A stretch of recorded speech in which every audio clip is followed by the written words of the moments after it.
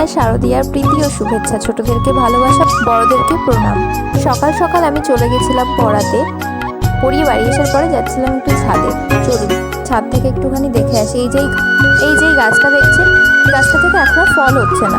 নারকেল গাছ, কিন্তু আমাদের আগে গাছে ভালো ফল হতো, কিন্তু এখন আর হচ্ছে না। তো এই যে বৃষ্টি হচ্ছে, বৃষ্টির জন্য ঘরের দেওয়ালগুলো, পিছনের এই ছাদের এই দেওয়ালটা খুব নষ্ট করে দিচ্ছে। তাই বাবা পুরো কেটে দিয়ে একেবারে ন্যাড়া করে দিয়েছে। তা মা বললো সকাল সকালে কাজ কর, এগুলো একটুখানি উপর থেকে নামিয়ে দে, না হলে আবার বৃষ্টি হলে আবার ভিজে যাবে, ভিজে ছাদটা নোংরা হবে। তাই সকাল সকাল আমি উপরের পাতাগুলো পরিষ্কার করে ফেলে দিচ্ছিলাম। আর যাবো একটুখানি বনগা। চলুন, আমি ভাবছি একটুখানি বনগাতে কাজ আছে, তারপরে একটু অন্যান্য কাজ আছে, সেগুলোও করতে হবে। তো বনগায় কোথায় কোথায় কী ঠাকুর হচ্ছে আপনাদেরকে সকলকে একটু দেখানোর চেষ্টা করব। মেঘ করছে, বুঝলেন তো, কখন বৃষ্টি চলে আসবে তার ঠিক নেই। অনেকের তো পুজো দেখা শুরু হয়ে গেছে। আমি এখনও বাড়িতে বসে বসে এই ভিডিও করছি, ঘুরে বেড়াচ্ছি, পড়িয়ে বেড়াচ্ছি, তার কি করবো বলুন তো। তাই ভাবলাম চলুন, বাড়িতে বসে বসে ভালো লাগছে না, একটুখানি বনগা থেকে ঘুরে আসি। তো আমাদের বনগাতে কোথায় কি ঠাকুর হচ্ছে আপনাদেরকে দেখাই। দেখুন, আস্তে আস্তে যে বললাম না মেঘ করছে, বৃষ্টি হবে, চারিদিক পুরো ভিজিয়ে দিয়ে গেছে, মানে বৃষ্টি থামছেই না। একটুখানি 5 মিনিটও থামেনি, আবার শুরু হয়ে গেছে। তো আমি তারপরে আবার এখানে একটু দোকানে এসেছিলাম, ওই কটা লাড্ডু, গজা এগুলো কিনতে। এইসব দোকানে একটুখানি কম দামে পাওয়া যায়, না হলে দোকান থেকে একটা দুটো করে কিনলে একটু বেশি পাওয়া যায়। তো তাই জন্য এখান থেকে আমি বনগাতে আসলে চেষ্টা করি এখান থেকে 2-1টা জিনিস নেওয়ার। তো এইতে তারপর এসেছিলাম বনগাতে। এখান থেকে এই যে লাইটিং, আমি ক্লাবের নামগুলো মনে নেই, তাই আমি ক্লাবের নামগুলো বলতে পারবো না। এটা হচ্ছে রামনগর রোড থেকে বেরিয়ে একদম পুরো সোজা যেতে হয় এই প্যান্ডেলটা।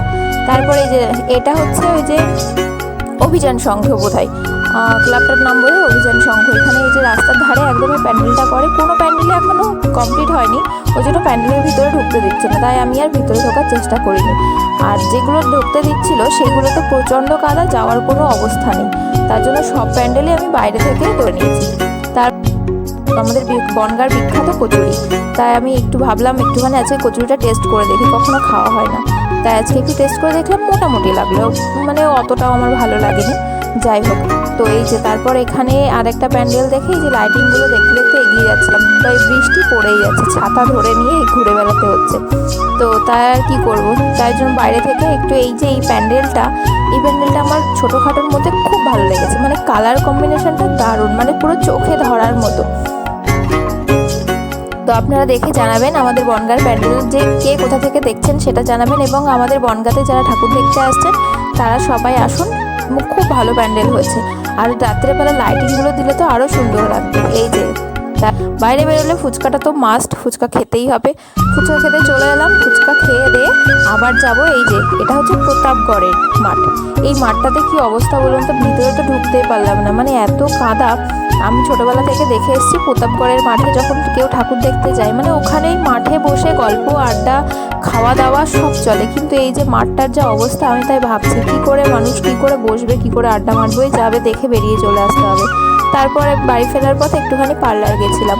না, আমি পার্লার যাই ভ্রু প্লাক করতে, অন্য কিছু করতে না, আমার কাছে অত টাকা নেই বাবা।